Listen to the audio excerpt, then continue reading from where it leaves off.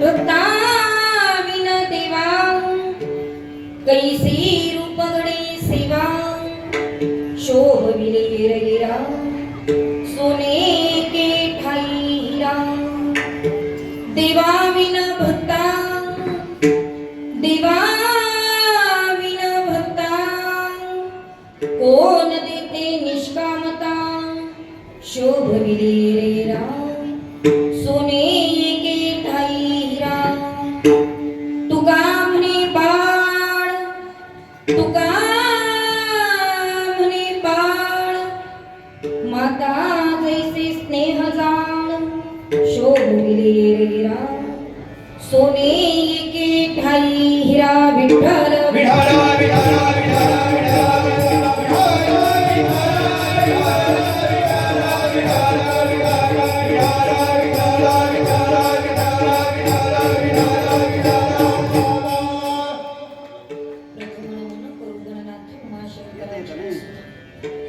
चरणावरी ठेवली माथा साष्टांग्यता दंडवत महायोग पीठे तती भीमरथ्या वरम पुंडरीकाय दातुं मनिन्द्रै समागत्य तिष्ठं तमानंद कंदं परब्रह्मलिंगं भजे पांडुरंगं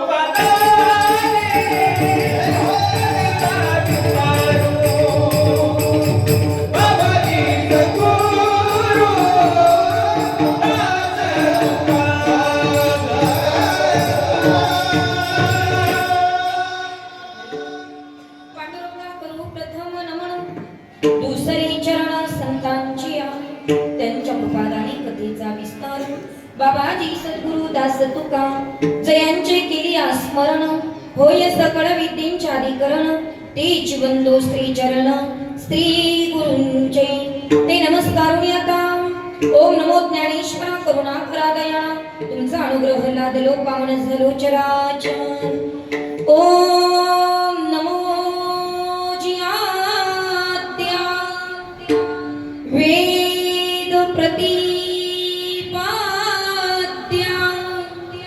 जय जय स्वसंवेद्या आत्मरूपा विठ्ठल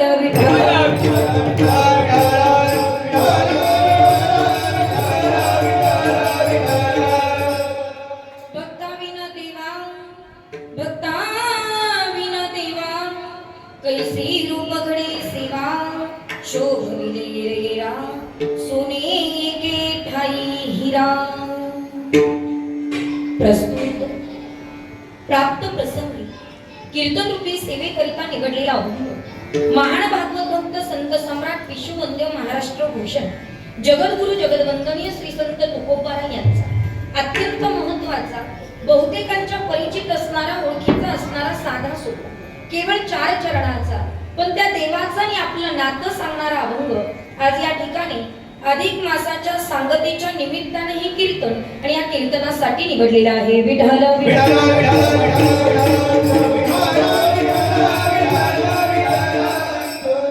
अभंग तुकोबाराय यांचा आहे. तुकोबाराय आजच्या या अभंगाद्वारे तुम्हाला आम्हाला देवभक्ताचा संबंध सांगतात. हा अभंग मी मुद्दामच या ठिकाणी निवडलेला आहे. बऱ्याच लोकांनी अधिक मासामध्ये वेगवेगळ्या प्रकारच्या सेवा केलेल्या आहेत. काही लोकांनी कीर्तन सप्ताह ठेवला, काही लोकांनी पारायण केलं, काही लोकांनी भजन केलं, काही लोकांनी दानाचं कार्य केले. वेगवेगळ्या परमार्थ वेगवेगळ्या पद्धतीने केलेला आहे. काहींनी मात्र त्या ठिकाणी ब्रह्मगिरी प्रदक्षिणा टाकलेली आहे, म्हणजे मारलेली आहे. नवे नवे काही लोक निवृत्तीनाथांच्या समाधीच्या दर्शनाला गेले, काही लोक पंचवटीत गेले, काही लोकांनी गोदावरीचं स्नान केलं, काही लोकांनी कुशावर्ताचं स्नान केलं, काही लोक चारीधामची यात्रा म्हणून 2 धाम तरी या महिन्यामध्ये करून आले, काही लोक पंढरपुरात जाऊन आले, काही लोक आळंदीला जाऊन आले आणि काही विटाळलेले घरीच थांबले. म्हणजे ते काही कुठे गेले नाही, काही कीर्तन नाही, काही नाही. आणि काही लोक आता कीर्तन झाल्यावर व्यवस्थित येतील. आता काहींचा परमार्थ अशा पद्धतीने, काहींचा परमार्थ अशा पद्धतीने. पण ऐका, ज्याच्यासाठी आम्ही गंगेचं स्नान केलं, ज्याच्यासाठी त्र्यंबकेश्वरला गेलो, ज्याच्यासाठी कुशावर्ताचं स्नान केलं, ज्याच्यासाठी निवृत्तीनाथांच्या समाधीचं दर्शन घेतलं, ज्याच्यासाठी गोदावरीत स्नान केलं, ज्याच्यासाठी पंचवटीत गेलो, ज्याच्यासाठी पोथी पुराण लावलं, ज्याच्यासाठी पारायण सोहळा केला, ज्याच्यासाठी सप्ताह केला, कदाचित त्या देवाची भक्ती आम्ही करत आलो, पण त्या देवाचंही आपलं नातं आपल्याला जर मुळात कळालंच नाही तर हा परमार्थ करून उपयोग नाही. मुळात आपल्याला त्याचं आणि आपलं नातं कळालं पाहिजे. आयुष्यभर मुलगा आईची सेवा करतो, आयुष्यभर आई मुलाची सेवा करते, कारण आई मुलाचं नातं आहे. आयुष्यभर पत्नी पतीची सेवा करते, आयुष्यभर पती पत्नीची सेवा करतो, कारण पती पत्नीचं नातं आहे. आयुष्यभर एखादा भाऊ बहिणीची सेवा करतो, कारण बहीण भावाचं नातं आहे. मग प्रत्येक नातं आहे म्हणून आम्ही सेवा करतो. मग ज्या देवाची आम्ही सेवा करतो ताई, त्याचं आणि आमचं नातं जर आम्हाला माहीतच नसेल तर ती सेवा करून उपयोग नाही. मग ज्याच्यासाठी महिनाभर आम्ही पोथी पुराण वाचलं, त्याचं आणि आमचं नातं आम्हाला कळावं, याच्यासाठी आजचा अभंग या ठिकाणी निवडलाय. विठ्ठल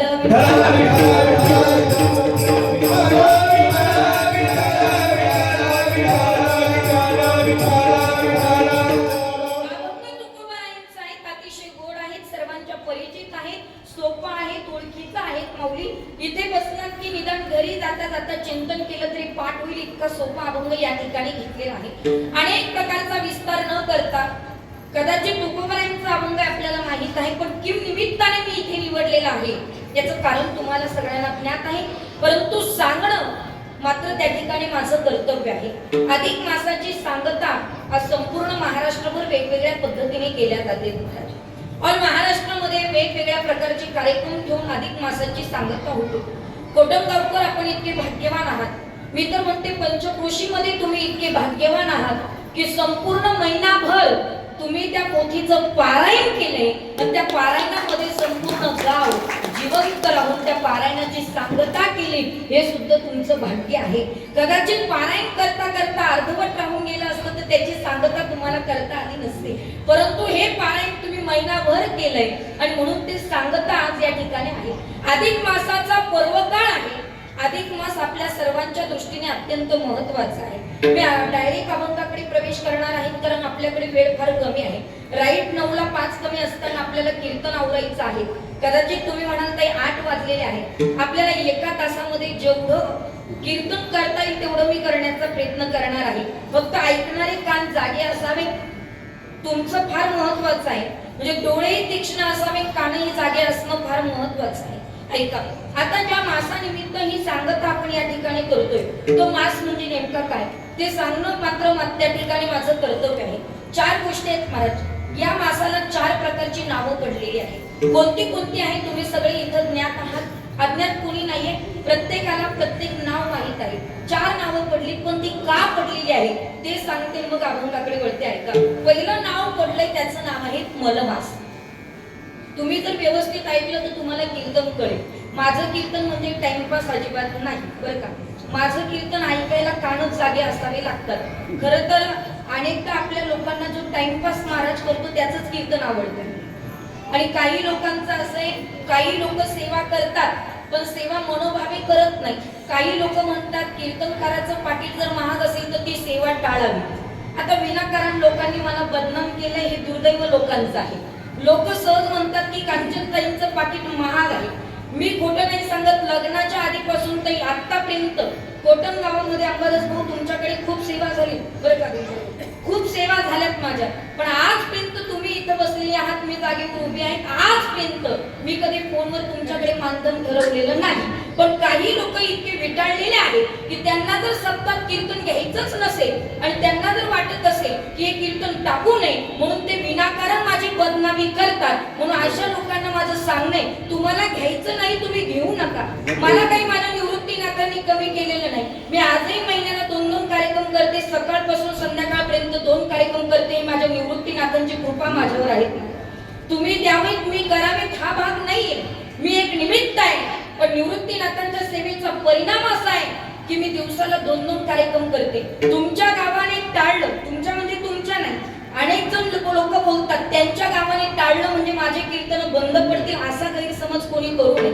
तुम्हाला घ्यायचे नाही तुम्ही 100% घेऊ नका. पण एक लक्षात ठेवायचं, दुसऱ्याची जर तुम्ही एकदा बदनामी करत असाल तर आयुष्यात तुम्ही बदनाम झाल्याशिवाय राहणार नाही. चांगल्या माणसाची बदनामी तुम्ही करू नका, एक लक्षात. आणि माझ्यात जर काही द्वेष असते, माझ्यात जर काही दोष असतात ना माऊली, तर निवृत्तीनाथांनी त्या संस्थांचा अध्यक्ष मला बनवलंच नसतं. त्यांनी माझ्यामध्ये मुक्ताई बघितली असेल म्हणून मला अध्यक्ष पद नाही तर हे पद फार मोठं आहे, मुख्यमंत्र्याच्या पुढे आहे. आणि हे पद मला जर ज्या अर्थी मिळत असेल त्या अर्थी माझ्यामध्ये काहीतरी निवृत्तीनाथांनी सेवाच पाहिली असेल. म्हणून माझी एकच विनंती आहे, कोणत्याही व्यक्तीला, मलाच नाही, कोणत्याही कीर्तनकाराला, कोणत्याही गायकाला, कोणत्याही वादकाला बदनाम करण्याचा काही एक संबंध नाही.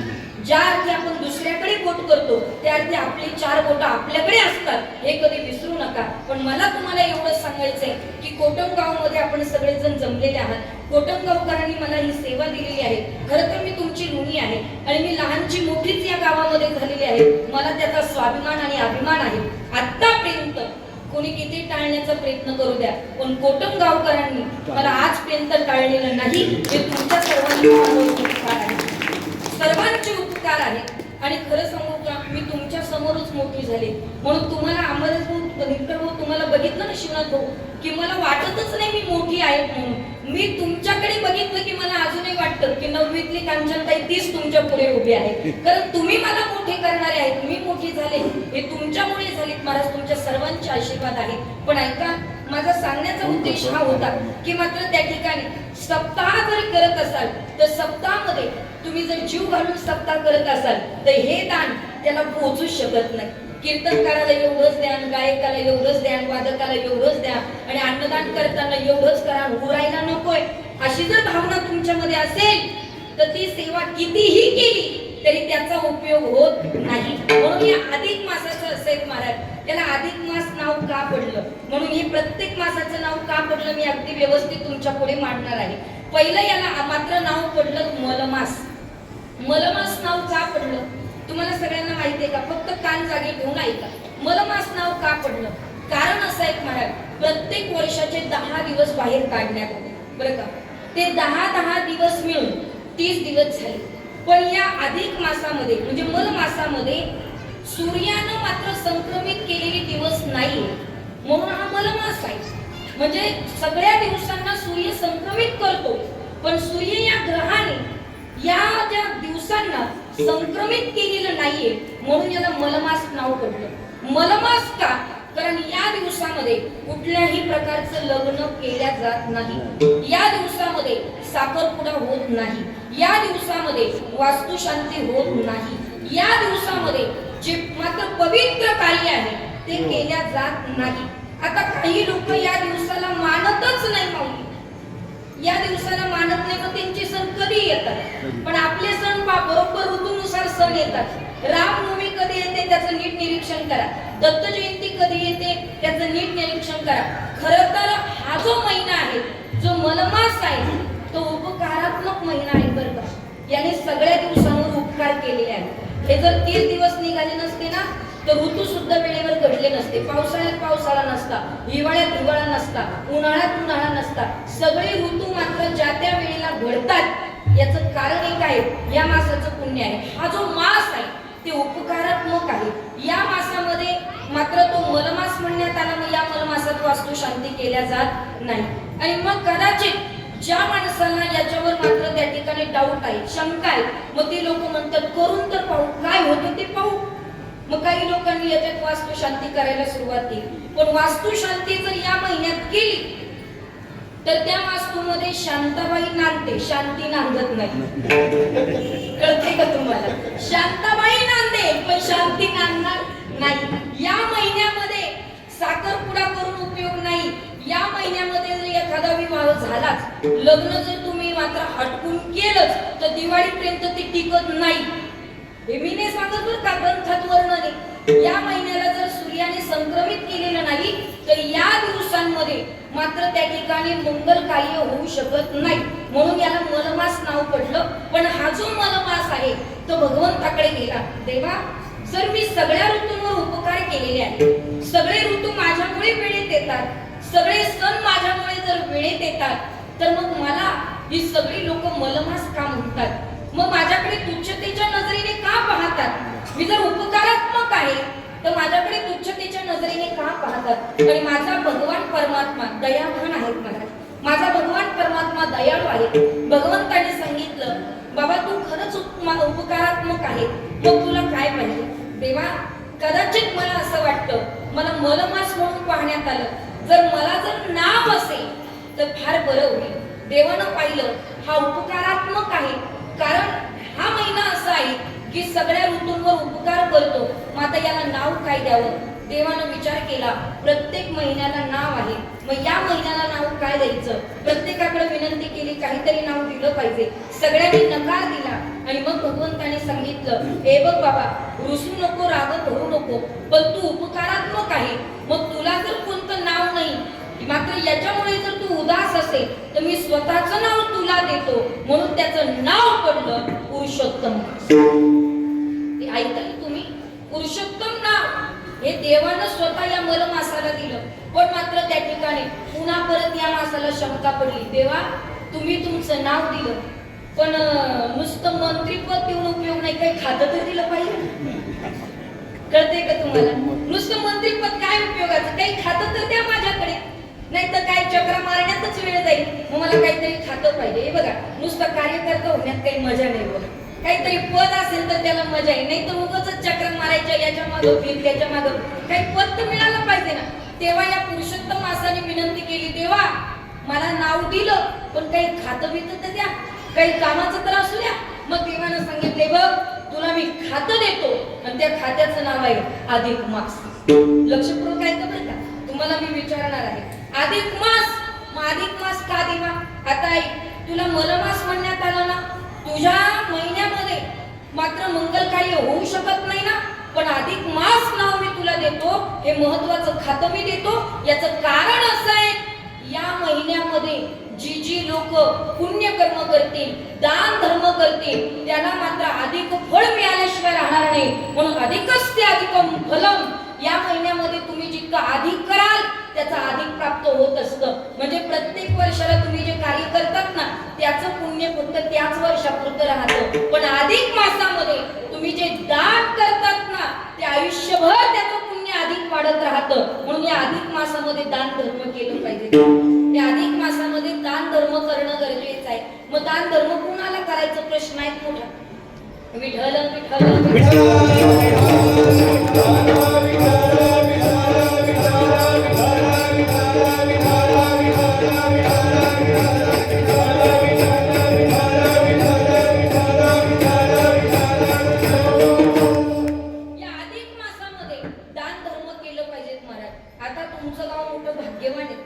की अन्नदानाची पंगत तुम्ही इथं ठेवली सांगतेच्या निमित्ताने खूप भाग्यवान आहात. कारण या अधिक मासामध्ये अन्नदानाला खूप महत्त्व आहे. या अधिक मासामध्ये ज्ञानदानाला खूप महत्त्व आहे. या अधिक मासामध्ये परमार्थाला खूप महत्त्व आहे. म्हणून या अधिक मासामध्ये तुमच्याकडनं कळत न कळत देवाचं नाव जरी घेण्यात आलं ना, तुम्ही खूप भाग्यवान आहात. असं स्वतःला भाग्यवान समजायचं.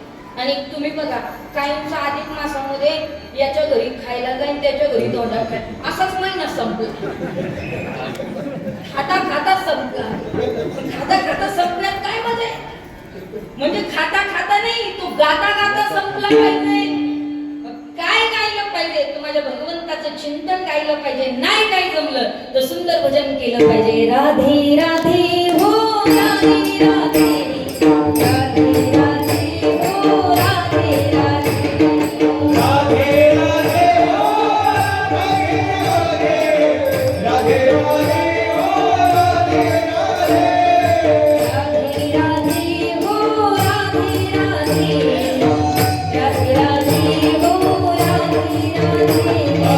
राधे राधे हो राधे राधे राधे राधे हो राधे राधे राधे राधे श्याम मिला रे राधे राधे श्याम मिला रे राधे राधे राधे राधे श्याम मिला रे राधे राधे राधे राधे श्याम मिला रे राधे राधे श्याम मिला रे राधे राधे श्याम मिला रे. म्हणा सगळ्या महिला टाळी वाजवून माझ्याबरोबर भजन म्हणा. राधे राधे राधे राधे श्याम मिला रे राधे राधे राधे राधे श्याम मिला रे. आवाज.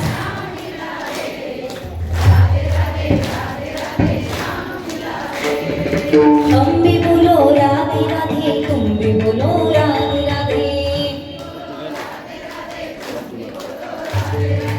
हम भी बोलो राधे राधे तुम भी बोलो राधे राधे राधे राधे हो राधे राधे राधे राधे हो राधे राधे राधे राधे हो राधे राधे राधे राधे हो राधे राधे राधे राधे हो राधे राधे राधे राधे हो राधे राधे राधे राधे हो राधे राधे राधे राधे हो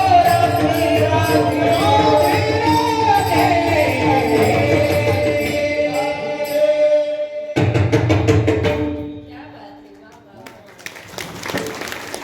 तुम्ही भजन म्हटलं ना, आज तुमचा अधिक मास सफल झाला तर सगळ्यांच्या मुखाला भगवंताचं चिंतन आलं म्हणून चिंतन करण्याकरता हा महिना आहे महाराज. आता तुम्ही आज म्हटले ना त्याचं पुण्य तुम्हाला अधिक मिळणार आहे प्लस वाढत जातं हा म्हणून याला अधिक मास म्हणण्यात आलं. या अधिक मासामध्ये दान धर्म केलं पाहिजे. मग आता दान धर्म कोणाला करायचं? काही लोक म्हटले ताई मला 4 जावे मी 4ही जावायला लांब ठेकेल. आता एक खरं सांग कशी ना तू असं आहे की जुने लोक चॅप्टर होते ना. जुने लोकांनीच ठरवून घेतलं दुसऱ्याला जाण्यापेक्षा पुरीच्या घरी केलं पाहिजे म्हणून धोंड्याचा महिना.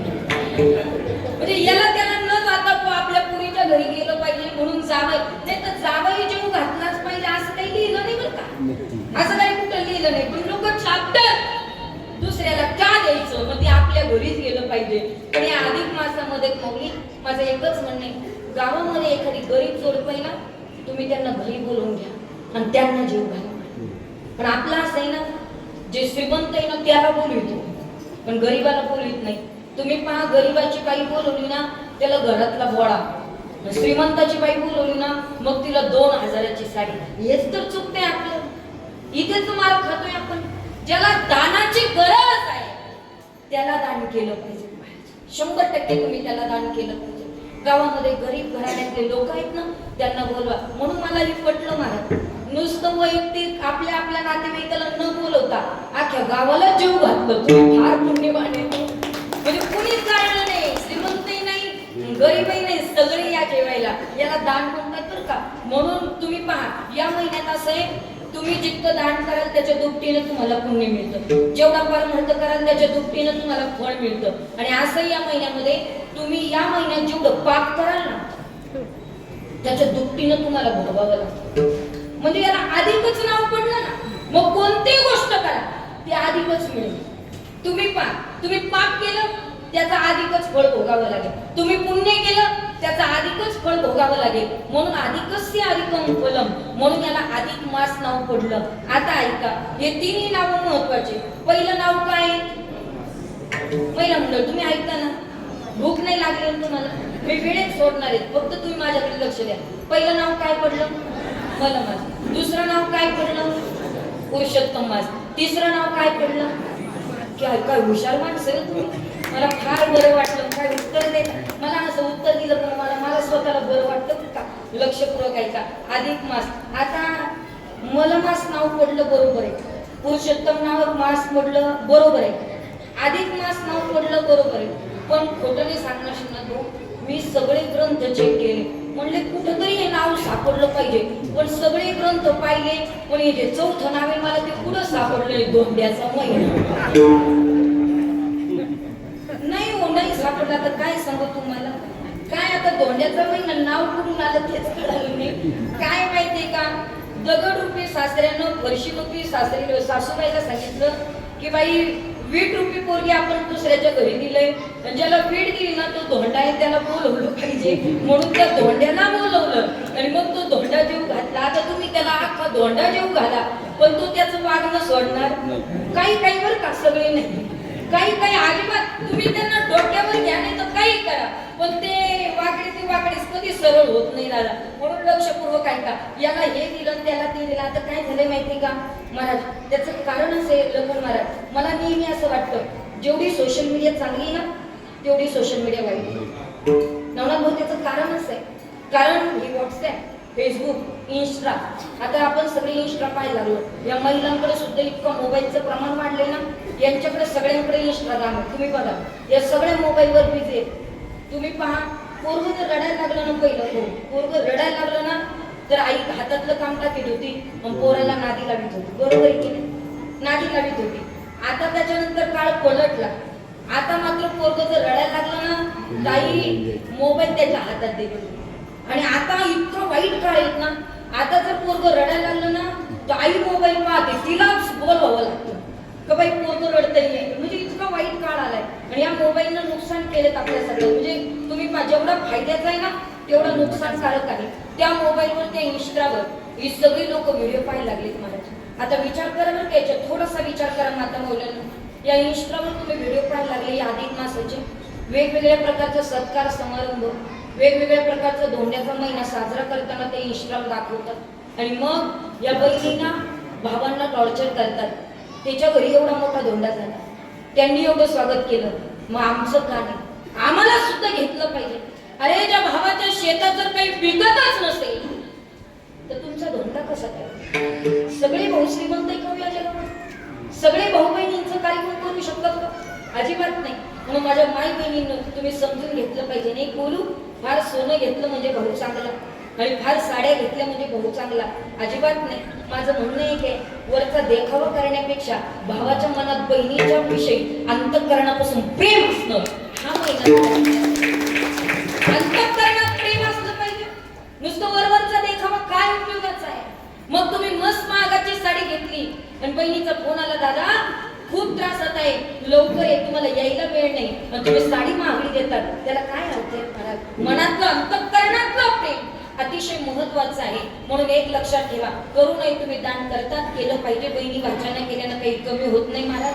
बहिणी भाच्यांना केलं पाहिजे, पण बहिणी भाच्यांनी सुद्धा सांभाळून घेतलं पाहिजे. हिला भारी दिली, मला वाईट दिली, अजिबात काही गैरसमज मनात आणायचं नाही. जसं आहे आपल्या भावाचा बोलायला लक्षात ठेवा. भाऊ आपल्याला काय कमी करतो? लग्नात नेसली साडी कोणाची? कोणाची साडी नेसतात लग्नात? आपलं लग्न लागताना ती सुद्धा भावाचीच आहे. आणि तिरडीवर गेला ती सुद्धा भावाचीच आहे. अजून काय मागायचं आपण भावाकडे? काय केलं महाराज? विचार करण्यासारखी गोष्ट आहे. अजिबात नाही बहिणींनी भावाकडे अट्टास करायचं नाही. आणि तुमची जर गरज परिस्थिती आहे ना, तुम्ही दिल्याशिवाय राहायचं नाही. काही कमी होत नाही महाराज. म्हणून या अधिक महिन्यामध्ये पुण्य करा. धोंड्याचा महिना का म्हणा, पण मात्र जेवढं पुण्य करता येईल तेवढं करा. अन्नदानाची सेवा करा, असा हा अधिक मास. आणि या अधिक मासामध्ये ही सांगता आज या गावामध्ये घडते. हे तुमचं सर्वांचं पुण्यच आहे. पुण्य फळाला आले तसं म्हणायला काही हरकत नाही. म्हणून या अधिक मासाच्या निमित्ताने, सांगतीच्या निमित्ताने हा अभंग मी निवडलेला आहे. या अभंगामध्ये जगद्गुरु तुकोबाराय देव आणि भक्ताचा संबंध सांगतात. आता व्यवस्थित ऐका. अभंगामध्ये आपल्याला प्रवेश करायचा आहे. आपण साधं साधं होईना अभंगाची चारही चरण सोडवणार आहोत. मी अभंग सोडून जाणार नाही आणि अभंग सोडवल्याशिवाय राहणार नाही, याची दक्षता मी घेते. पण ऐका, या अभंगामध्ये 4 गोष्टी जीवाला कळायला पाहिजेत. 4 गोष्टीचं जीवनामध्ये ज्ञान असणं अत्यंत महत्वाचं आहे. पहिली गोष्ट मात्र जीवनाला विठोबा कळाले पाहिजे. दुसरी गोष्ट जीवाला ज्ञानोबा कळाले पाहिजे. तिसरी गोष्ट जीवाला तुकोबा कळाले पाहिजे. आणि चौथी गोष्ट जीवाला शिवबा कळाले पाहिजे. या चौघांनी आम्हाला काय दिलं? विठोबानं आम्हाला प्रेम दिलं. ऐकता ना तुम्ही सगळे? विठोबानं आम्हाला प्रेम दिलं, ज्ञानोबानं आम्हाला ज्ञान दिले, तुकोबानं आम्हाला वैराग्य दिलंय, आणि शिवबानं आम्हाला स्वराज्य दिलंय. म्हणून या 4ही गोष्टी कळणं अत्यंत महत्त्वाचं आहे. तर छत्रपती शिवाजी महाराजांच्या स्वराज्यामध्ये आम्हाला तुकोबारायचं आहे, अभंग ऐकायला मिळतात, हे आमचं भाग्य आहे. म्हणून अभंगाकडे वळत असताना जीवाला 3 गोष्टीचं ज्ञान पाहिजे. कोणत्या कोणत्या ऐका. पहिली गोष्ट जीवाला कळाली पाहिजे शास्त्राचा वाद. दुसरी गोष्ट जीवाला कळाली पाहिजे गुरु शिष्याचा संवाद. आणि तिसरी गोष्ट जीवाला कळाली पाहिजे देव भक्ताचा संबंध. पहिली गोष्ट जीवाला कळाली पाहिजे शास्त्राचा वाद. शास्त्राचा वाद कशाला म्हणायचा? फार वादाचा मुद्दा आहे बरं का. शास्त्राचा वाद कशाला म्हणायचा? पहिली गोष्ट, शास्त्राचा वाद करण्याकरता आम्हाला आमचे शास्त्र किती ते माहित पाहिजे. माहिती का तुम्हाला किती शास्त्र आहे?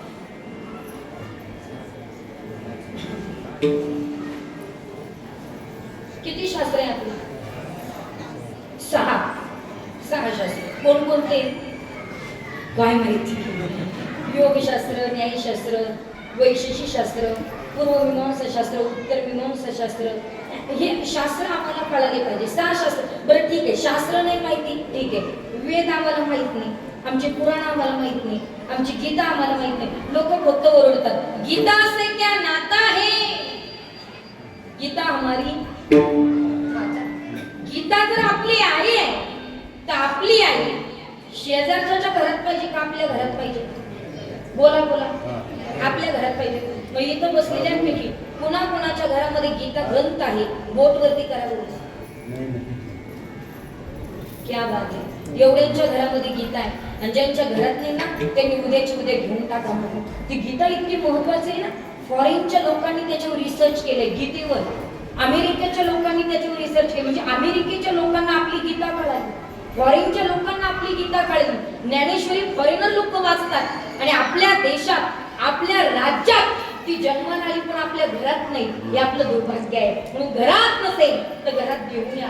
गीता ग्रंथ आपल्या घरात असला पाहिजे. पण गीता आम्हाला माहित नाही, शास्त्र आम्हाला माहित नाही, पुराण आम्हाला माहित नाही. आम्ही फक्त बोंबलतोय गर्व से कहो आम्ही हिंदू, गर्व से कहो आम्ही हिंदू आहे. पण ऐका, आम्ही हिंदू आहोत असं जर म्हणायचं असेल ना तर घरातली माय, गोठ्यातली गाय आणि देवघरातली ज्ञानेश्वरी आपल्या घरात असली पाहिजे. मग स्वतःला हिंदू म्हणायचं असेल तर घरामध्ये आपली आई असली पाहिजे. स्वतःला हिंदू म्हणायचं असेल तर गोठ्यात गाय असली पाहिजे. आणि स्वतःला हिंदू म्हणायचं असेल तर देवघरात ज्ञानेश्वरी सारखा ग्रंथ असला पाहिजे. तर स्वतःला हिंदू म्हणण्याचा अधिकार आहे. तर अधिकार आहे.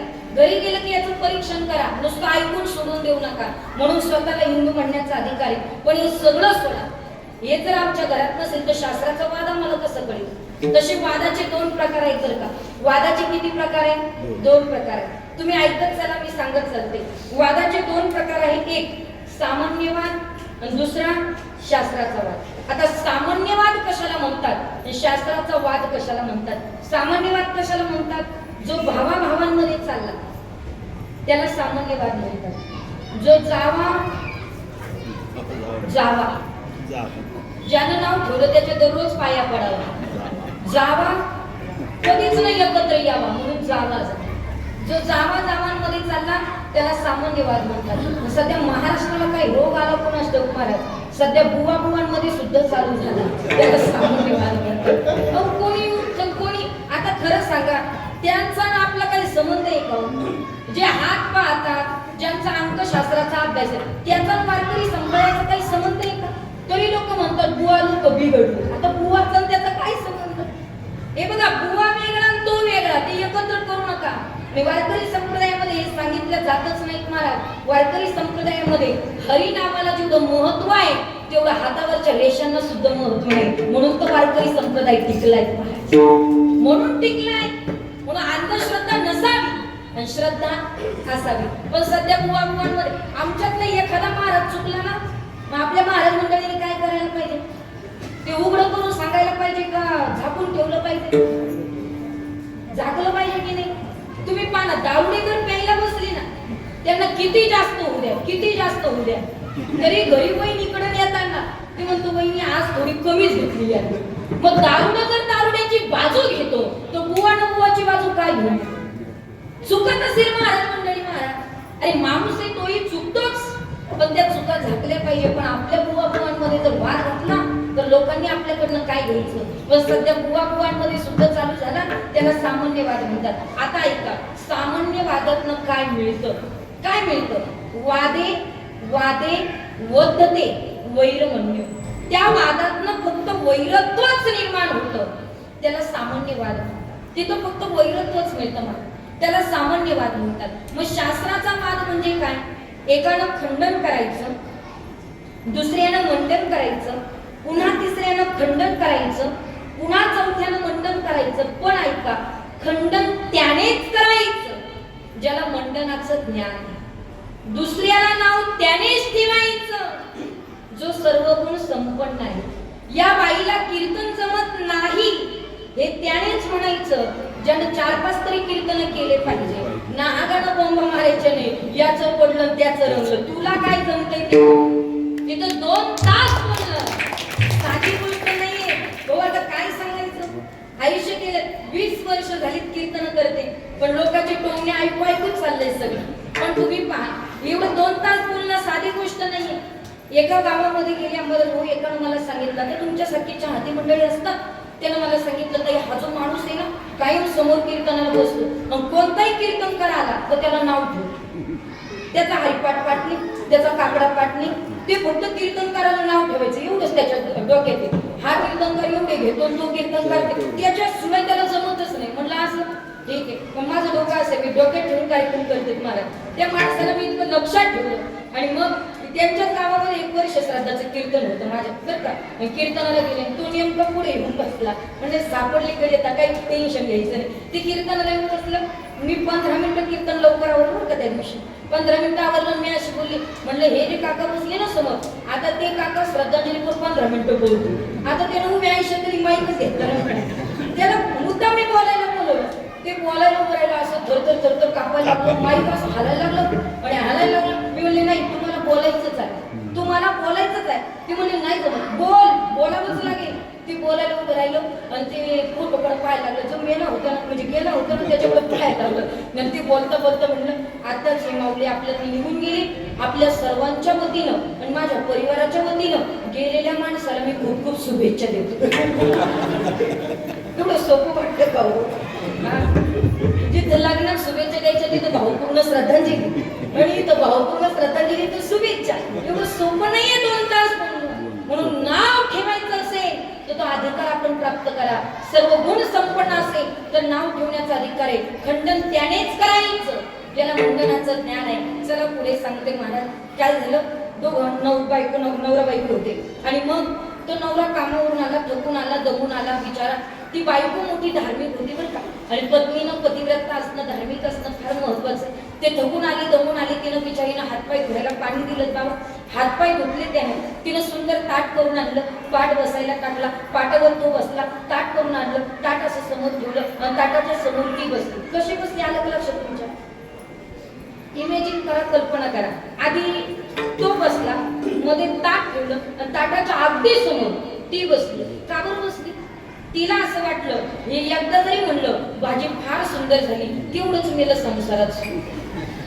दुसरं आहे तरी काय चवनाचं आणि एरंड्याचं उघड काय संसारात काय मजा आहे मला. ती अशी समोर बसली, पण यानं काय केलं, असं ताटाच्या भोवती पाणी फिरवलं, पहिलाच घास उचलला आणि तोंडामध्ये टाकला, तोंड असं वाकडं तिकडं केलं आणि पहिल्याच घासाला म्हणलं भाजीला काही चव. ती विचार करायला लागली, थकून आले, दमून आले, कशाला कटकट करे. तिनं बिचारीनं कानामागं टाकलं, हुशार होती ती. पण मग याने दुसरा एक घास उचलला, दुसऱ्या एक घासाला म्हणलं भाजीला काहीचं नाही. तिनं पुन्हा कानामागं टाकलं, यानं तिसरा घास उचलला. हे इतकं खोडीचं कमी खोडीचं नाही. हे तिसऱ्याही घासाला म्हणलं भाजीला काहीचं नाही. ती तरी किती सहन करेल. असं काय करता, 50% आरक्षण आहे. किती सहन करेल. ती म्हणली का भाजीला काही चव नाही म्हणतात, भाजीला काही चव नाही, भाजीला मैया घरी भाजी करून दाखवा ना. ती म्हणलं मला पुढं जमत आहे. ती म्हणली मग तुला जमत नाही तर मग गपचूप गेल ना. कळतंय का तुम्हाला? भाजीला नाव ठेवायचं असेल तर निदान तुम्हाला पिठलं तरी जमलं पाहिजे. जर तुम्हाला मसाली भातही करता येत नाही, पिठलंही करता येत नाही तर नाव ठेवायचा अधिकार तुम्हाला नाही. खंडन त्यानेच करायचं. याला मंडनाचं ज्ञान आहे. तुमच्या घरातलं सोडा, आमच्यातलं सांगते. आमच्यातलं सांगितलं मग तुम्हाला फार बरं वाटतं, फार आनंद होतो. काय झालं मला एका ठिकाणी कीर्तनाला, आता रोज भर पब्लिक पाहिजे सवय लागली. असे 300 टाळकरी सजीव असे उभे होते आणि 300 टाळकरी होते. अगदी गायक किती सुंदर गाणारे आणि 5000 समाज पुढे बरं का. आणि इतके लोक जमले, इकडनं 4 वादक, इकडनं 4 वादक. मी प्रमाण दिलं, मी तशी काही गात नाही, मी चिंतनाकडे भर देत असते. पण एक प्रमाण द्यावं वाटलं, मला मोह आटोपला नाही, मी दिलं. ते वाजवणारे वाजवत होते, गाणारे गात होते. पण त्या पक्वजांच्या वाजवता बरं का 4 पक्वज होते कसा मला. आणि त्याच्यामध्ये एक पक्वाजाचं वाजवायचं बोल चुकला. मला जरी जास्त गाता येत नसलं तर मला थोडं तालाचं ज्ञान आहे बरं का, थोडं कोविना आहे. म्हणून मात्र त्या ठिकाणी त्या पक्वाजाचा बोल वाजवायचं चुकला. कोण किती वरून वाजवतो, कोण किती मोकळं वाजवतं ते मला सगळं कळतं बरं का. आणि मग ते वाजवायचं चुकलं. मी म्हणलं महाराज तुमचा पक्वज वाजवायचं चुकला, हे माझ्याकडनं त्यांचं काय झालं ऐकताय ना तुम्ही. खंडन झालं, महाराज पेरायले. एवढी भर पब्लिक पाहिली, टाळकरी पाहिले, गायक पाहिले, काही मान मर्यादा नाही, काही नाही. महाराज म्हणले ताई माझा पक्वाज वाजवायचं चुकलं. मी म्हणलं हो माझा पक्वाज मग एखादं बोल वाजून दाखवतात का. मी म्हणलं मला कुठं जमत. ते म्हणले मग तुला जमत नाही तर गपचूप कीर्तन कर ना. कळतंय का मी काय सांगते. खंडन त्यानेच करायचं ज्याला मंडनाचं ज्ञान आहे. दुसऱ्याला नाव त्यानेच ठेवायचं जो सर्वगुण संपन्न असला पाहिजे. आता खंडन कुणी कुणाचं केलं ऐका. मंडन मिश्रा इतके ज्ञानी, शंकराचार्य मंडन मिश्रांच्या भेटी करता निघाले बरं का. शंकराचार्य गावात पोहोचले शरीर आणि गावात पोहोचल्याच्या नंतर गावातल्या लोकांना विचारलं मंडन मिश्रा कुठे राहतात. आपण विचारतो ना पत्ता एखाद्याच्या घरचा, तसा पत्ता विचारला. गावातले लोक भाऊ असे नाही म्हणले की निंबाळ्याकडे जाण, बाबळीकडनं वळण, डावीकडे जाण, उजवीकडे जाण, अजिबात नाही. त्या गावातले लोक काय म्हणले माहितीये का. ते गावातले लोक म्हटले ज्या घरावर राहू आणि मैना वेदांताची प्रमाण देऊन बोलत असेल ते घर मंडन मिश्राचं. ऐकताय ना तुम्ही. थोडं सूक्ष्म आहे, कळायला मार्ग आहे, पण कळून घ्या. ज्या घरावरचे राहू आणि मैना म्हणजे पोपट आणि मैना, पक्षी वेदांताची प्रमाण देऊन बोलत असेल ते घर कुणाचं. मंडन मिश्राचं. मग ज्या घरावरचे पक्षी इतके ज्ञानी त्या घरात ते माणसं काही कमी ज्ञानी असेल. मंडन मिश्राच्या घरी शंकराचार्य जाऊन पोहोचले.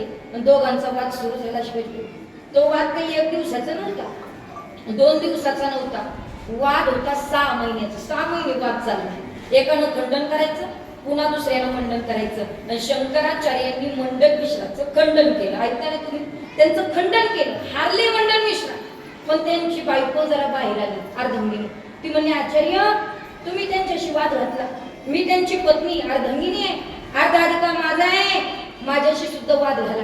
आता आचार्य म्हणले बाई माणसाशी वाद घालणं फार कठीण आहे. आता ज्याला कळते त्याला कळते. महाराज बाई माणसाशी वाद घालणं म्हणजे पाठीवर भजांना एक कुरडई बाई असते. ती जर बोलायला लागली ना तुम्ही विचार कर, ती बोलायला लागली तर मागं पुढं पाहत नाही. तुम्ही पाठीवर भजे तळा धुसणे का पुसणे आवाज येत नाही आणि एकच कुरडई त्याला टाका ती अशी तडा करून उठते. म्हणजे 100 माणसांना एक बाई बोलायला. म्हणजे तुम्ही माझ्याकडे पण विचार करू नका. मी बोलत नाहीये, मी कीर्तन करते. म्हणून एक सांगू का, संसारामध्ये ज्याची बायको मुखी तो सगळ्यात सुखी. सुखी राहण्याचं राज एक मला विचार करण्यासारखी गोष्ट. आता मला मुख होऊन चालणार नाही. आता मी बोलते म्हणून ते सुखी सगळेजण. पण लक्षपूर्वक ऐका, ज्याची बायको मुखी तो सगळ्यात सुखी. हे सूत्र ज्याला कळालं त्याचा सगळा उद्धार झाला. पण ऐका, बाई बोलायला भारी. आचार्याने विचार केला हिच्याशी काय वाद घालायचा, पण वाद घालावा लागला. तिचं सुद्धा खंडन केलं आणि खंडन मंडन करून तत्वबोधापर्यंत जाऊन पोहोचले. त्याला शास्त्राचा वाद. पहिला मुद्दा संपला बरं, शास्त्राचा वाद कळायला पाहिजे. दुसरा मुद्दा गुरु शिष्याचा संवाद कळायला पाहिजे. मग तुम्ही म्हणाल ताई, गुरु शिष्याचा संवाद ऐकण्याकरता आम्ही कुठं जायचं? काही कुठं जायची गरज नाही. विश्वगुरु आद्यगुरु संत श्रेष्ठ निवृत्तीनाथांनी ज्ञानोबाराला उपदेश केला आणि ज्ञानोबारांनी ज्ञानेश्वरी सारखा ग्रंथ लिहिला. तो वाचला की गुरु शिष्याचा संवाद आम्हाला कळायला. वाचावी ज्ञानेश्वरी तुला पाहावी पंढरी. वाचावी ज्ञानेश्वरी तुला पाहावी पंढरी. वाचावी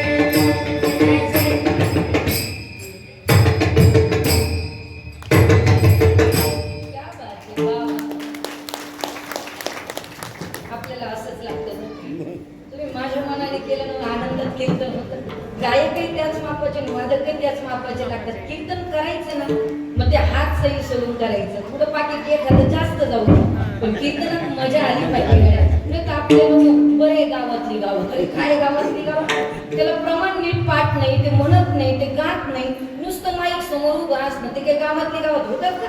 नाही. गावातल्या लोकांना संधी द्यावी, पण इतर लोकांची कला सुद्धा ऐकायला मनच मोठं लागतं. आता काय थोडं चाललं उडीत महाराजांची. वाचावी ज्ञानेश्वरी, डोळा पाहावी पंढरी. ज्ञानेश्वरी सारखा ग्रंथ वाचला की गुरु शिष्याचा संवाद कळतो. पण ज्ञानेश्वरी वाचायची पण कशी? भाव धरून या वाचे ज्ञानेश्वरी, कृपा करी हरी तयावरी. ज्ञानेश्वरी वाचायची पण भाव शुद्ध ठेवून वाचायची. भाव जर नसेल तर उपयोग नाही.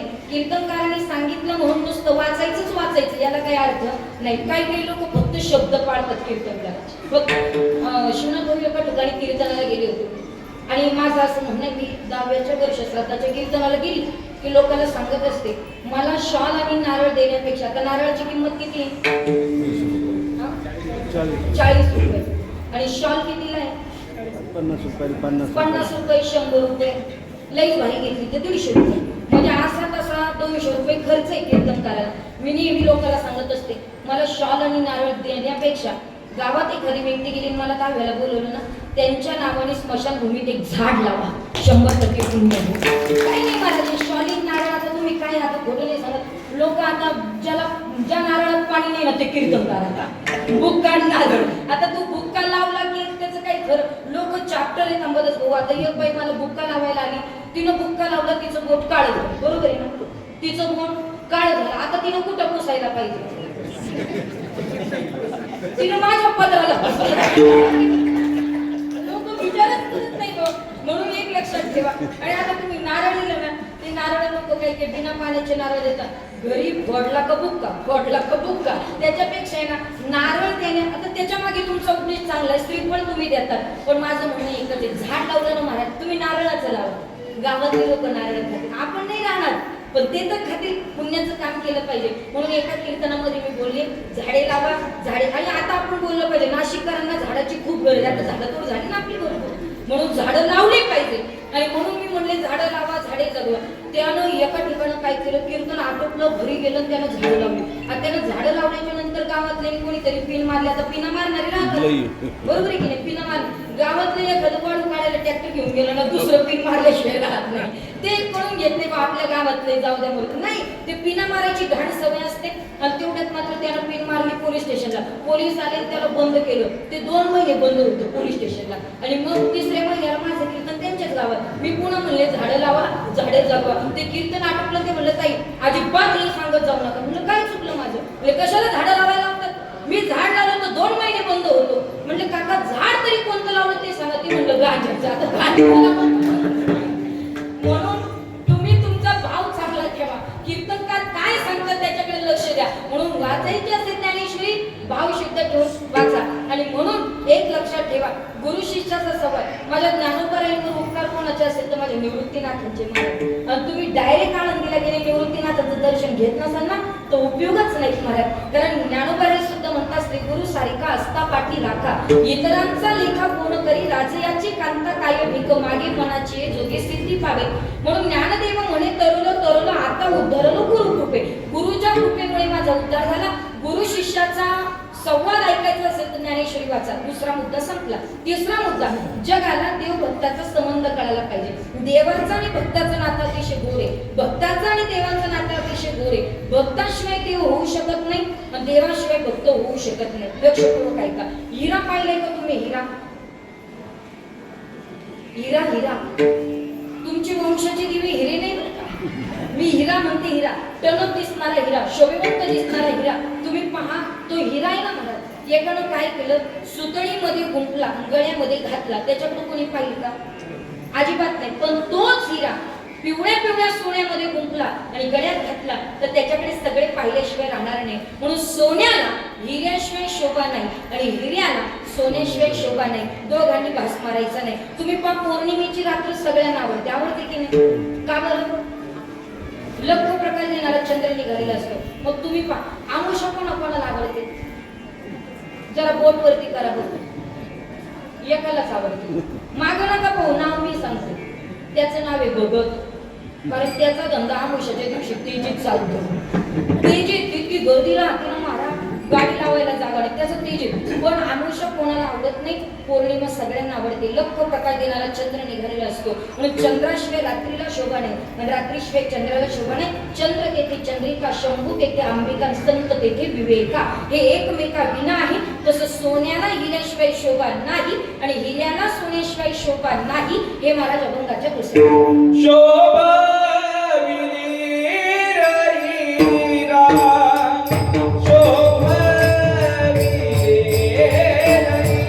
हिरा, शोभा विनीर हिरा, शोभा विनीर हिरा. आय शोभा विनीर हिरा, शोभा विनीर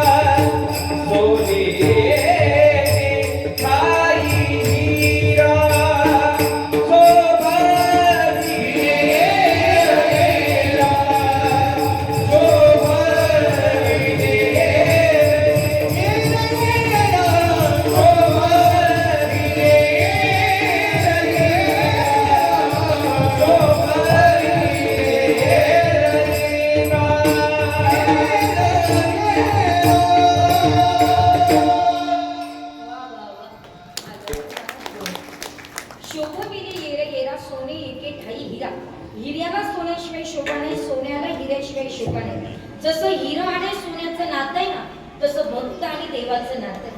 भक्ताशिवाय देवाला शोभा नाही. लक्षपूर्वक ऐका. भक्त असेल तर देवाला शोभा आहे. जर कोणी भक्तच नसतं तिथं मारुती मंदिर नसतं, तिथं शिव मंदिर नसतं. भक्त एक म्हणून मंदिर आहे. पण लक्षपूर्वक ऐका. तुम्ही म्हणाल ताई आम्ही सगळे भक्त आहोत म्हणून देवाला शोभा आहे, पण स्वतःला भक्त म्हणायच्या आधी स्वतःचं आत्मपरीक्षण केलं पाहिजे. मी भक्त आहे का? मग मी भक्त होण्याकरता काय करावं लागेल? कोणाचं तरी अनुकरण करावं लागेल. मग कोणत्या भक्ताचं अनुकरण केलं तर आम्ही भक्त होऊ शकतो? या जगामध्ये भक्तीचं उत्तम उदाहरण महाराज, उत्तम उदाहरण, ज्यांचं उदाहरण सगळ्यांच्या डोळ्यासमोर आहे. भक्ती जर कोणी केली असेल ना तर त्यांचं नाव आहे हनुमंतराय. किती भक्ती होती हनुमंतरायाची? इतकी भक्ती महाराज की हनुमंतरायासारखी भक्ती नाही. एक वेळेला हनुमंतराय जेव्हा प्रभू रामचंद्रांचा राज्याभिषेक झाला, मी फक्त भक्त आणि देवाचं नातं सांगते ताई. राज्याभिषेक झाला, सगळ्यांना काही ना काही देण्यात आलं.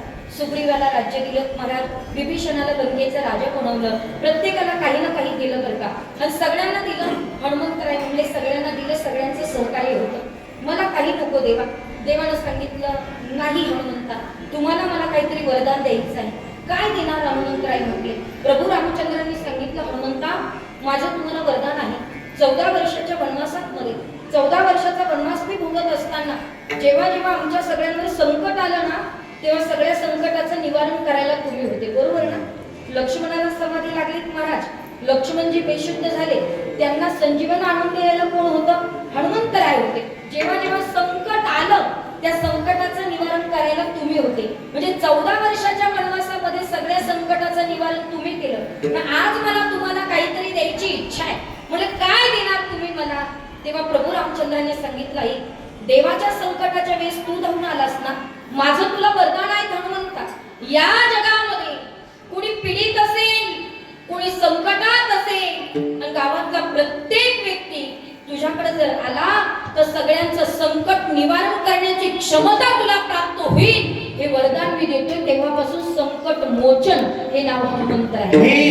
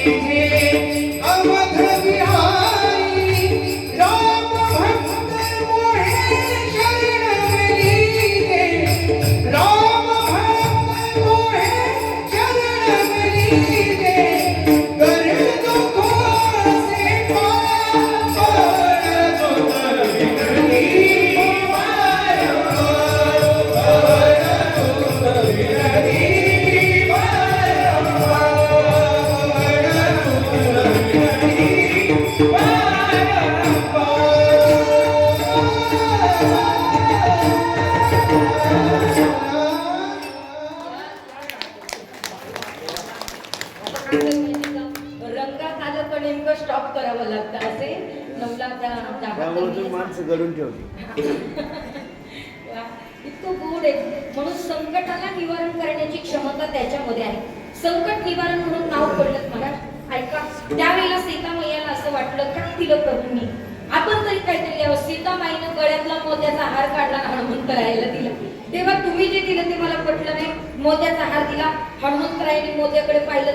आई साहेब हे काय? म्हणले मौल्यवान हार आहे. हा प्रसंग सगळ्यांना माहिती पण मला भक्त सांगायचंय म्हणून सांगते बरं का. देवाचं चरित्र कायम स्वरूपी ऐका, गोड वाटतं महाराज कानाला. हनुमंतरायाने तो मोत्याचा हार तोडला बरं का. आणि प्रत्येक मोती ओठाखाली घेतला, फोडून पाहिला. सीतामाईने विचारलं हे काय करतात हनुमंतराय? तुम्ही म्हणल्यात मौल्यवान आहे, याच्यात मी माझे प्रभू शोधतोय. सीतामाई म्हटली किती मौल्यवान आहे काय सांगू तुम्हाला. वायुदेवाने स्वामींना दिला म्हणजे प्रभूंना दिला. स्वामींनी प्रेमाने मला दिला, मी तो प्रेमाने तुम्हाला दिला. तुम्ही काय शोधताय त्याच्यामध्ये? याच्यामध्ये मी माझ्या प्रभूंना शोधतोय. म्हणले मोत्यामध्ये कुठे प्रभू असतात का? म्हणले माझे प्रभू माझ्या सगळ्या ठिकाणी. कुठेही प्रभू? हनुमंतराय म्हणले माझं हृदय फाडून जर पाहिलं ना तरी प्रभूच दिसतील. स्वतःचं हृदय फाडलं आणि मग मात्र त्या ठिकाणी श्रीराम जानकी बैठे हैं मेरे सीने में। श्रीराम जानकी बैठे हैं मेरे सीने में। श्रीराम जानकी बैठे हैं मेरे सीने में। श्रीराम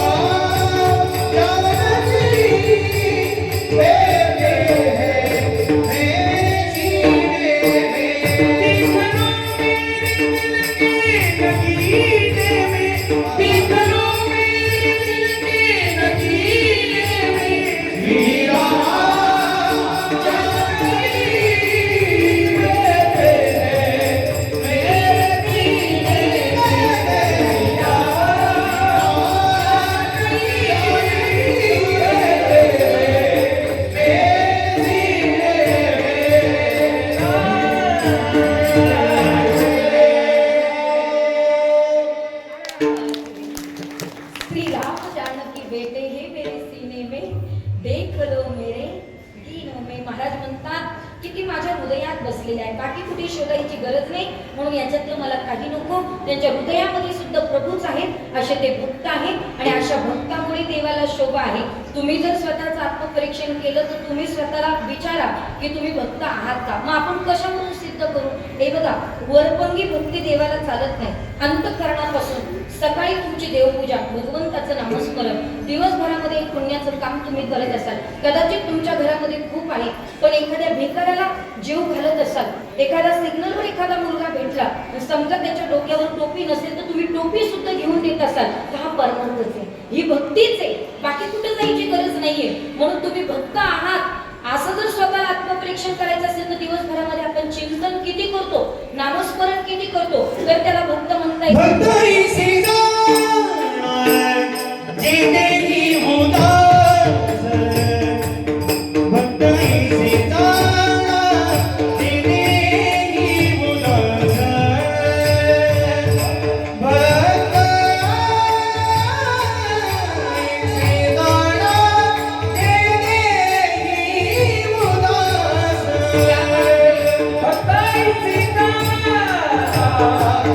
जेते ही उदास, भक्त ही सीता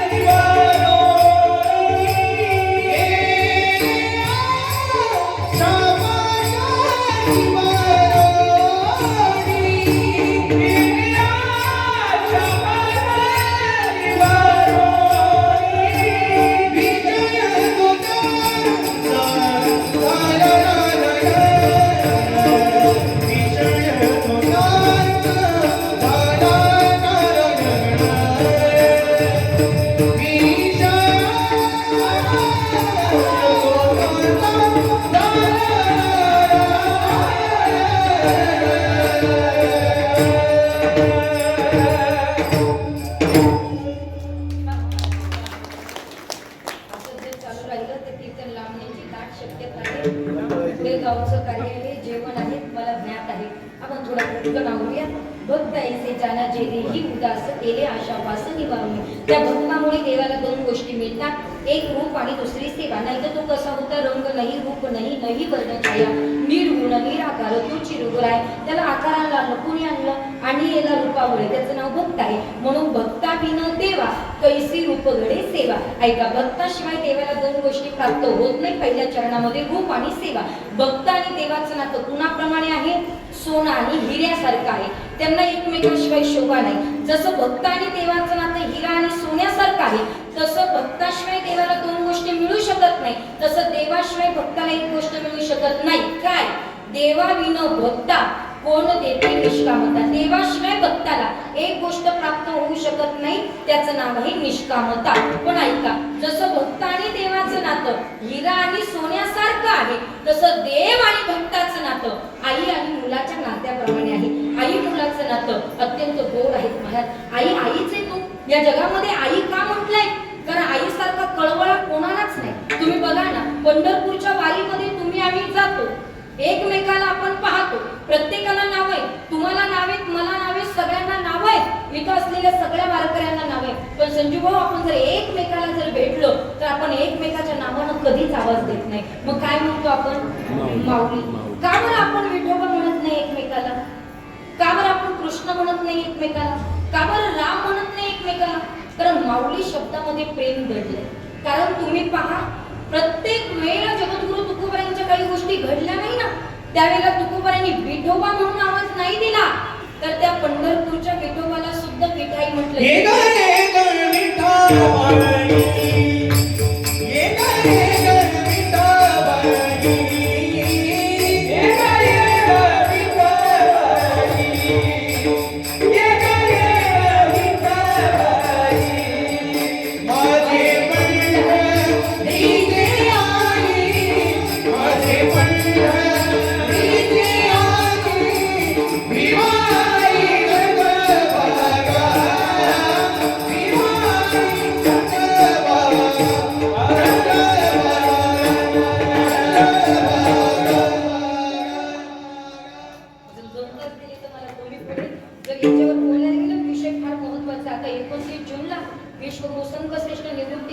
पालखी सोहळ्याचं प्रस्थान होते.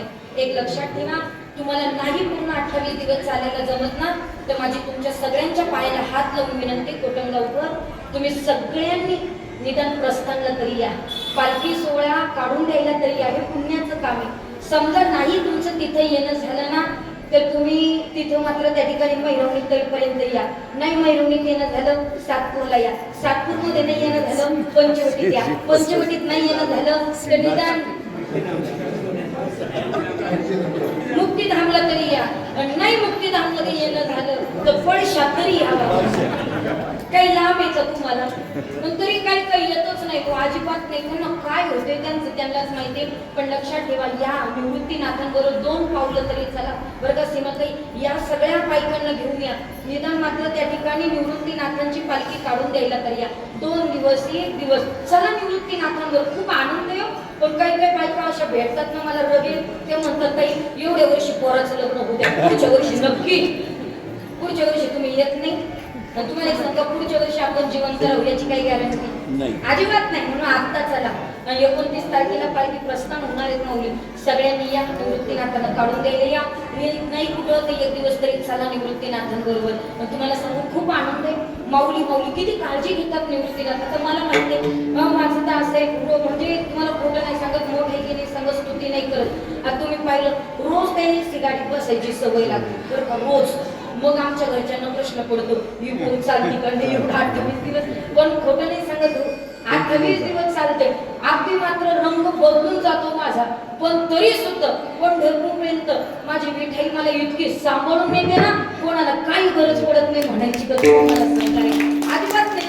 तुम्ही म्हणत असाल माझं गुडघा दुखतो, माझं कंबर दुखतं, तुमचं कंबर नीट करण्याची ताकद पालखी सोहळ्यात आहे. हा, तुमचा गुडघा नीट करायची ताकद तिथे. मी असं सहज बोलत नाही. आता काय सांगू, माझी आजी आहेत ना, 60 वर्ष पूर्ण झाली बरं का, घडलेली घटना.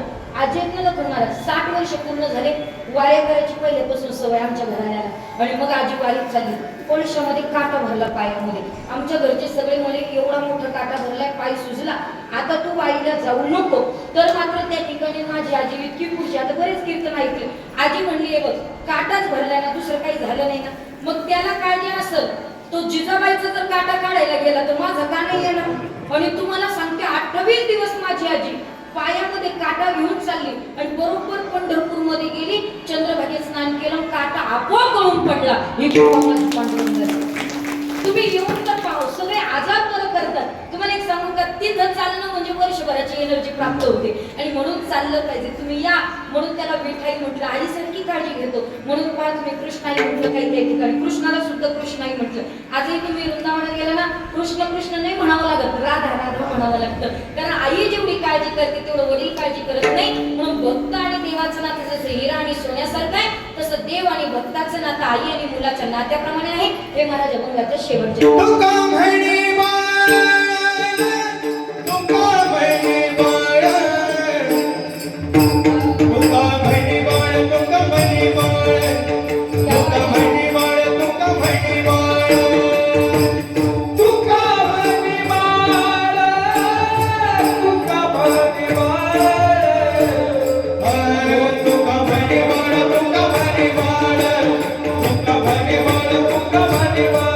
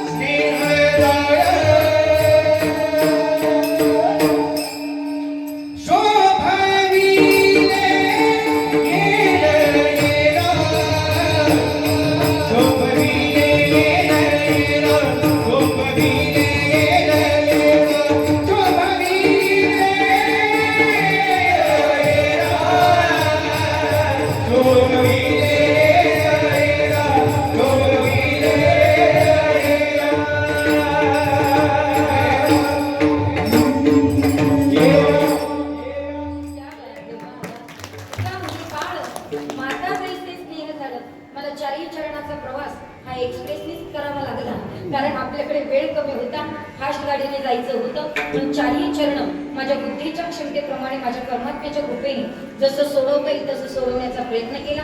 हा पुण्याचा महिना आणि या अधिक मासाची सांगताच्या निमित्ताने ठेवलेला हा गोड कार्यक्रम, कीर्तन आणि मग भोजन. कारण इथं नुसतं जेवण ठेवलं असतं तर याला जेवण म्हणण्यात आलं असतं, पण इथं कीर्तन ठेवून जेवण ठेवलं म्हणून याचा अर्थ असा आहे की महाप्रसाद झाला. नुसता प्रसाद वेगळा आणि महाप्रसाद वेगळा. जेव्हा ज्ञान ऐकून प्रसाद घेतो तेव्हा त्याला महाप्रसाद म्हटलं जातो. आता या अन्नाच्या प्रत्येक कणामध्ये माझा विठोबा आहे, माझा कृष्ण आहे, माझा राम आहे. म्हणून प्रत्येक घास खाताना तुम्हाला तो रुचकरच लागणार, गोडच लागणार. म्हणून या सांगतेच्या निमित्ताने हे ठेवलेलं कीर्तन, खरं तर मला खूप काही बोलायचं होतं पण वेळेअभावी आपल्याला आवरावं लागतं. कारण गावचं कार्य मला माहिती आहे, सगळं गाव जेव घालायचं म्हटल्यानंतर उशीर होतो, नंतर खूप उशीर होऊन जातो. म्हणून वेळेत मात्र तरी 10 मिनिटं एक्स्ट्रा झाले पण काही करू शकत नाही. एका तासात किती आवरणार, बरोबर की नाही? पण तरी सुद्धा आवरण्याचा प्रयत्न केला. असो, आपल्या समस्त कोटमगावकरांचं मनापासून या ठिकाणी ऋण व्यक्त करते. खूप कार्यक्रम गोड केलात आपण. खरं तर शरद भाऊ असतील, शिवनाथ भाऊ असतील, आमचे दिनकर भाऊ असतील, आमचे अंबादास भाऊ असतील, त्यांचा मला फोन आला, ताई सांगतेचा कार्यक्रम तुम्हालाच करावा लागेल. खूप अट्टहासाने त्यांनी मला तुमच्या कार्यक्रमाला आजपर्यंत नकार दिलेला नाही आणि इथून पुढे जोपर्यंत शरीरात प्राण आहे तोपर्यंत कोटमगावकरांनी कधी शब्द टाकावा 100% येईल आणि हे कार्य मी पूर्ण करेन. आमचं कर्तव्य, आमची तुमचं जवळ कर्तव्य माझं सुद्धा कर्तव्य आहे. म्हणून कोटमगावकरांचं विशेष प्रेम माझ्यावर आहे. असंच प्रेम कायमस्वरूपी माझ्यावर ठेवा. खरं सांगू का, कार्यक्रम दिले म्हणजेच मात्र कोटमगावकर माझे आहेत असं नाही. या गावात माझं पहिल्यापासूनच प्रेम आहे, इथून पुढे सुद्धा असंच असणार आहे. म्हणून समस्त गावकऱ्यांचं, ग्रामस्थांचं मनापासून या ठिकाणी ऋण व्यक्त करते. खरं तर शरद भाऊ असतील, तुमची सगळीच कमिटी. आता कसं आहे बाबा, जुनी माणसं आता दिसत नाही. आमचे देवराम बाबा, आमचे लेखक, आमचे किती मोठी मोठी माणसं, रामचंद्र बाबा थकले, रामचंद्र बाबा थकले आता. परंतु ही माणसं बघितली की मला खूप आदर होता बरं का. लखन महाराज अशी समोर बसलेले असायचे आणि मग कमिटी बसली का तारीख घ्यायला, मग म्हणायचे त्या पुरीचं पहिल्यांदा कीर्तन टाका, मग बाकीचे घ्या. हा शब्द त्यांचा असायचा. आणि मग ते मला फोन करायचे, म्हणत नव्हते ताई की तारीख खाली आहे का. मग ते मला म्हणायचे, ताई नागपंचमीचं सप्ताह ही तारीख लिहून घ्या. लिहून घ्या शब्द आला की मी डायरेक्ट लिहून घ्यायची, मग काही बोलले नाही. पण इतकं प्रेम या ग्रामस्थांनी माझ्यावर केलं, इथून पुढे आपलं प्रेम असंच राहील, त्याच्यामध्ये शंका नाही. आपल्या गावचं कार्य खूप मोठं आहे. सगळ्या गावाने मिळून हे पारायण लावलं. या पारायणाची सांगता होईपर्यंत सगळं गाव अगदी या पारायणाला येत होतं. सांगतेचा कार्यक्रम उत्तम पद्धतीने आपण केला, म्हणून समस्त ग्रामस्थांचं मी मनापासून ऋण व्यक्त करते. याही पुढे अशीच सेवा तुमच्याकडनं मिळत राहो अशी बजरंगबलीच्या चरणी प्रार्थना करते, तुमचं ऋण व्यक्त करते. तसंच या कार्यक्रमाला आज मृदुंगाची गोड साथ संगत केली आदरणीय हरिभक्त परायण मृदुंगाचार्य आमचे स्वप्नीलजी महाराज रसाळ त्यांचंही मनापासून ऋण व्यक्त करते. खूप खूप आठवतात आदरणीय हरिभक्त परायण गायनाचार्य आमच्या समवेत आता कायम स्वरूपी आहे.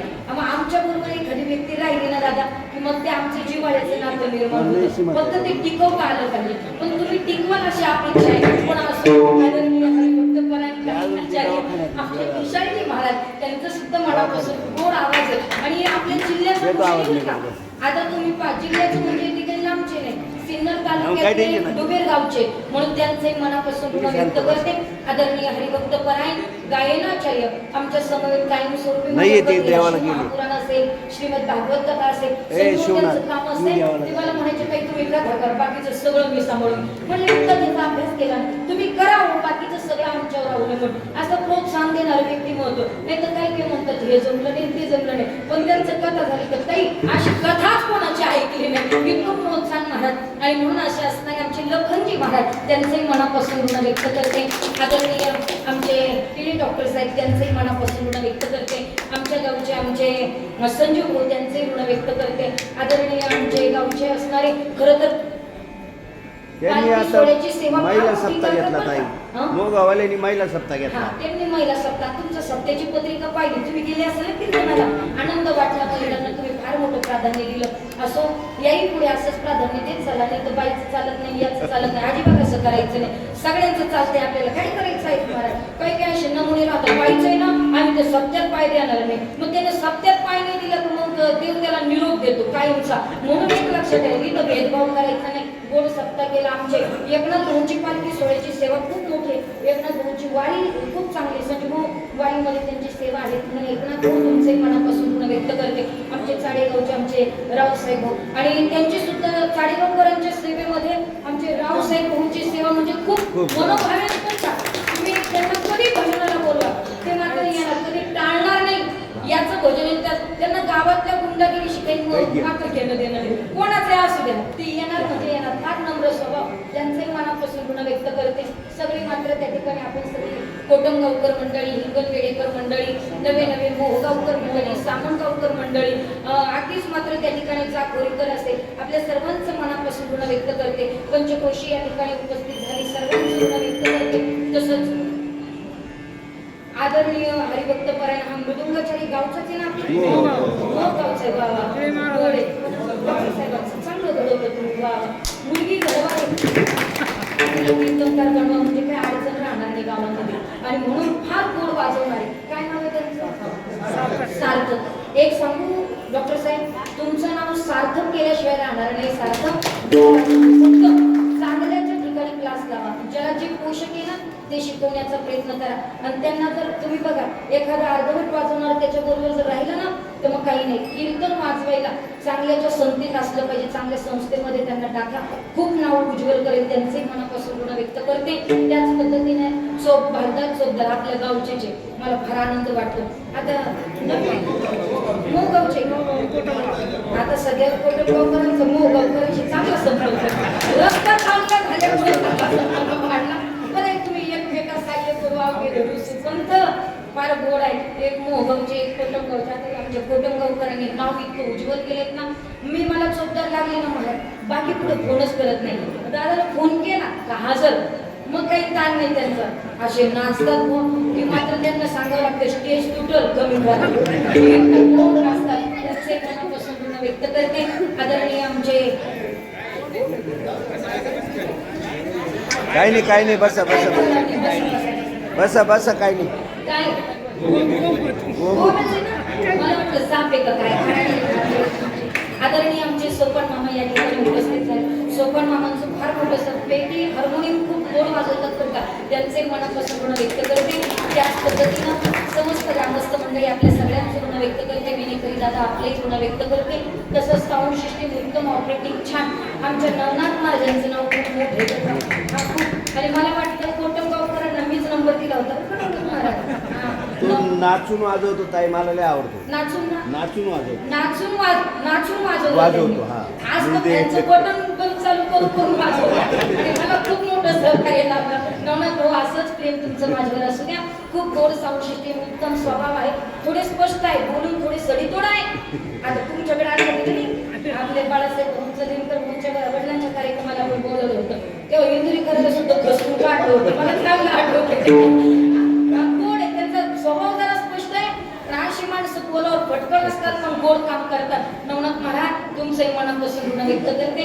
आपल्या सर्वांचं ऋण व्यक्त करते. आदरणीय माझे पतिदेव आदरणीय हरिभक्तपरायण माझे पतिदेव सतीजी महाराज जगताप त्यांचे मनापासून ऋण व्यक्त करते.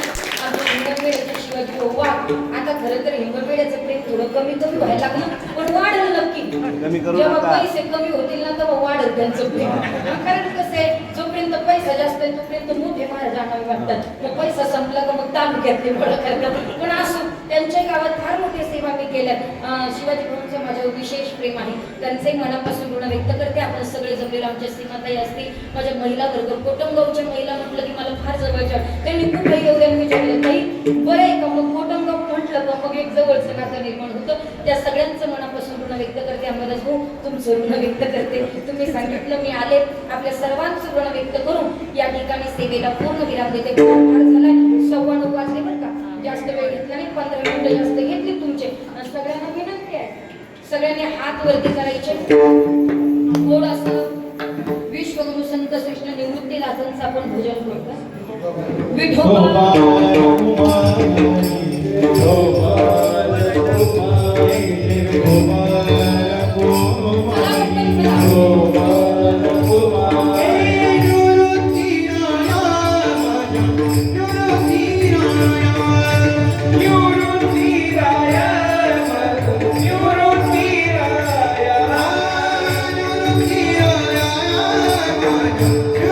Thank you.